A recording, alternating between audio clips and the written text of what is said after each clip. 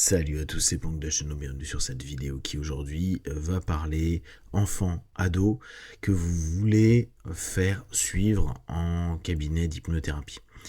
C'est quelque chose d'assez courant, vous allez trouver assez facilement un ensemble de praticiens qui travaillent parfois même exclusivement sur les enfants.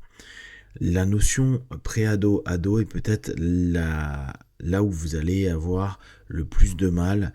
Pourquoi ? Parce que enfant, vous pouvez facilement envoyer le petit ou la petite faire une session, à savoir que si c'est récurrent, si vous avez plusieurs de vos enfants qui ont à peu près les mêmes pathos, posez-vous toujours la question en tant que parent de vous-même aller consulter pour peut-être gérer le rapport systémique, c'est-à-dire est-ce que moi dans le système, en tant que parent, je suis pas également un des rouages qui fait que l'enfant stresse, a peur, a des tocs, etc. etc. Pour la notion pré-ado, là vous allez vous retrouver dans le fait que, en tout cas, moi je vous donne sur ma façon de bosser, il est nécessaire d'avoir l'accord de l'enfant et surtout que l'enfant veuille venir. Je vous rappelle un élément qui parfois est un peu oublié parce qu'on a l'impression que l'hypnose est un outil de reprogrammation de l'esprit des gens et qu'il suffit de l'emmener chez un hypno, que la personne aille en transe pour que le subconscient soit reprogrammé, réorienté, redirigé, en gros que la cartographie soit mise à jour pour aller là où le parent souhaite. Et j'insiste parce que c'est rarement le jeune qui a envie de venir en session. Ça arrive, et quand ça arrive, c'est cool, ou parfois ça arrive que le jeune veuille venir, mais absolument pas pour travailler les thèmes que les parents souhaitent travailler. Le parent peut contacter l'hypno et dire voilà, mon enfant a telle ou telle problématique, j'aimerais qu'il soit accompagné, ce qui est cool parce qu'il y a vraiment une attention de la part du parent. Par contre, il y a là encore une notion toujours à se dire, est-ce que moi en tant que parent, je suis un des éléments problématiques du système ? Et dans ce cas-là, est-ce que avant même d'envoyer l'enfant ou le jeune, mais le jeune, ça commence à devenir un peu plus complexe, je peux déjà faire quelque chose sur moi, pensez-y toujours. Et dans un deuxième temps, qu'est-ce qu'il attend ce jeune ? Qu'est-ce qu'il souhaite ? Parce que si c'est pour vous arranger, vous, bien sûr, c'est compréhensible, mais il s'en fout. Une session reste quelque chose pour lui et exclusivement pour lui. Absolument pas pour le bien-être du parent. Ça peut être un cause à effet intéressant, mais c'est pas l'objectif. Et il y a souvent des parents qui attendent de l'hypno qu'il l'oriente vers quelque chose. Et ou qu'il travaille sur le thème qui pour lui est important, type l'école, type les relations aux autres, type peut-être le fait qu'il se soit enfermé dans du monde numérique, etc., etc. Seulement, si on n'a pas un rapport de complicité, de compliance, d'accord, d'aller dans la même direction entre l'opérateur et le jeune consultant, ça fonctionnera pas. Ça vous fera, à vous parents, perdre de l'argent, perdre du temps. Ça va créer de la frustration chez le jeune et, mine de rien, on lui enlève une option pour les années à venir. Vous savez très bien qu'à partir du moment où on n'est pas satisfait de quelque chose, surtout quand on l'a fait jeune, on va dire oui, mais non, mais je suis allé chez un psy quand j'étais gamin, ça a servi à rien, c'était nul, je me suis emmerdé, j'ai pas appris. Et ça serait idem pour l'hypnose. Voilà. Mes parents m'ont fait voir un hypno, c'était nul, ça servait à rien. Mais parce que peut-être effectivement, ça l'a pas aidé, ça faut pas non plus croire que l'hypnose va absolument aider sur tous les sujets et toutes les personnes. Mais outre ça, souvent c'est ils n'ont pas envie d'y aller.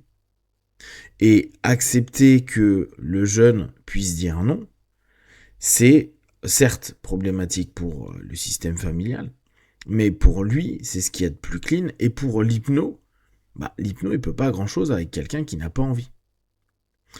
Par contre, dire au jeune, ok, je peux te faire voir quelqu'un, si tu as envie, et c'est toi qui dois mettre la démarche en place. Aujourd'hui, c'est simple, il suffit d'envoyer un mail ou il suffit de prendre un rendez-vous, mais le plus intéressant, c'est déjà d'avoir un premier contact. Parce que, pensez également à cette chose-là, s'il ne met pas en place, lui, une démarche. Alors, on est d'accord que vous, en tant que parent, vous pouvez sélectionner des gens que vous avez peut-être déjà consultés, ou que des potes à vous ont consulté, ou que vous avez déjà rencontré, etc. Parce que la confiance est hyper important. Mais c'est pas parce que vous appréciez quelqu'un, ou que la personne vous semble compétente, ou plein d'autres choses, que pour autant, ça sera une personne qui va matcher, qui va correspondre aux jeunes. Il va être important de dire, bah voilà, il y a tel praticien, je te laisse regarder leur site web. Si tu as envie, tu sais que tu peux être suivi par l'un d'eux. Et après, pareil, hein, est-ce que tu veux que ce soit online, est-ce que tu veux que ce soit en face à face, etc. Et après, c'est à lui de faire la démarche. Si c'est juste vous qui lui mettez la pression pour qu'il vienne, ça va pas être hyper effectif. Ça ne veut pas dire que ça sera pas du tout utile, mais la plupart du temps, c'est complexe. Après, on le sait bien, hein, il y a toujours un temps d'adaptation. Parfois, le jeune va bien accrocher avec le praticien, et alors qu'il était un peu bougon au départ, il aime bien, il vit une expérience hypnotique qui parfois le fascine. Donc ça l'ouvre à plein de choses.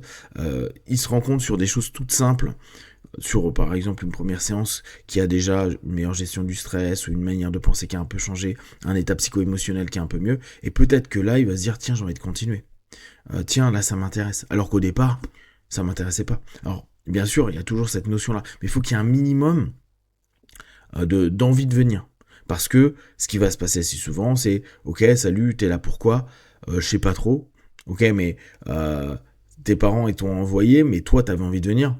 Non, moi j'ai eu plein de fois ça. Alors que le parent m'a dit si, c'est lui qui vous a envoyé le mail, si, c'est lui qui était motivé. Oui, tu lui as mis de la pression pour qu'il soit motivé et qu'il vienne, mais il n'avait pas du tout envie. Donc il faut un certain temps pour savoir s'il veut travailler sur quelque chose. Et souvent, et c'est à ce moment-là où on voit le delta, le parent a dit oui, il y a une problématique X, par exemple au bahut, et la réalité, c'est que lui, il veut travailler sur complètement autre chose, qui va être peut-être de l'estime de soi, des choses que les parents n'ont peut-être même pas vues, ou une relation qui est problématique avec une copine, alors qu'ils savent même pas qu'il sort avec quelqu'un ou qu'elle sort avec quelqu'un, tu vois. C'est constamment cette notion où est-ce qu'il aura envie à un moment donné de se confier à un adulte inconnu dans un cadre particulier qui est quand même un cadre qui est de l'hypnose, et où il y a des fantasmes, des attentes, des croyances, etc., etc. Donc en plus, c'est pas l'élément qui rassure le plus. S'il met en place déjà une démarche et qu'il se dit réellement, ok, lui je veux, nous on n'attend pas qu'il soit ouvert. On attend juste qu'il soit prêt à faire un minimum de ce qu'on lui demande et pas qu'il soit recroquevillé et juste à attendre que l'heure passe. Et qu'il soit plutôt proactif, réactif déjà, c'est déjà pas mal. Et l'objectif pour nous en tant qu'hypnothérapeute, hypnopraticien, c'est de les aider à aller mieux. C'est pas de leur imposer une session. C'est pas de le voir pour le voir dans un cadre qui est prédéfini par des parents. C'est un lien qui va se créer entre le praticien et le jeune. S'il se sent bien, peut-être dès la première séance, il peut y avoir des choses qui sont très intéressantes. Parfois, ça va faire une accroche et peut-être que quelques semaines, mois plus tard, ils vont dire j'ai bien aimé. Voire il y en a qui, parfois, ont fait une séance, puis 1 ou 2 ans plus tard, demandent aux parents en fait, est-ce que je peux revoir cette personne-là? Parce que là, ça va pas. Et on aurait pu se dire dans un premier temps, il a jamais fait de feedback sur sa séance d'hypnose, ou on n'a pas eu l'impression que ça l'a aidé, et au bout du compte, ça l'a aidé, mais pas du tout sur ce que le parent attendait, mais ce que lui avait peut-être échangé avec le praticien, ce qui fait que il se peut qu'on revoie les personnes parfois plus tard. Moi j'ai eu la chance d'avoir des jeunes vraiment tout jeunes, 6-7 ans, et de les voir ados et de les voir préadultes. Et ça c'est quand même carrément cool de voir que en 15-20 ans, on voit vraiment les personnes, et on ne les a pas vues 25 fois, mais ça leur a permis de dire tiens, j'ai une ressource potentielle, tiens, j'ai quelque chose qui était cool. Et le fait de ne pas avoir eu de forçage, alors petit, t'as pas trop le choix, mais dès l'adolescence, que c'est eux qui ont commencé à demander à être ouverts à, ou quand les parents ont proposé, qu'ils ont pu se dire c'est une option possible, ça me plaît, et que maintenant jeunes adultes, ils peuvent se dire « Ah bon, bah, si dans ma région ou à côté de chez moi, j'ai un hypno, je peux toujours y aller si j'ai besoin d'un petit coup de pouce, une petite aide, ou si j'ai besoin de lâcher quelque chose. » Donc, il y a vraiment tout un environnement familial à prendre en compte et surtout, j'allais dire, une notion de pression à ne pas imposer, et on comprend complètement que le parent soit stressé. Mais dans ce cas-là, si vous êtes vraiment pas bien du tout, allez déjà vous consulter pour déjà vous apaiser et voir ce que ça crée. Et dans un second temps, faire en sorte que le jeune ait envie, ou en tout cas soit j'allais dire, co-créateur, soit au moins à minima en équipe à se dire ok j'y vais, et pas sur j'ai pas envie d'y aller, je le fais parce que mes parents me l'ont demandé. Si vous avez des questions derrière moi que vous les partagez sur Facebook, YouTube, j'y répondrai le plus rapidement possible. Comme d'habitude, de tout ce que je propose, ne prenez que ce qui est bon et juste pour vous tester, observer, analyser et concluer. Be one. Ciao.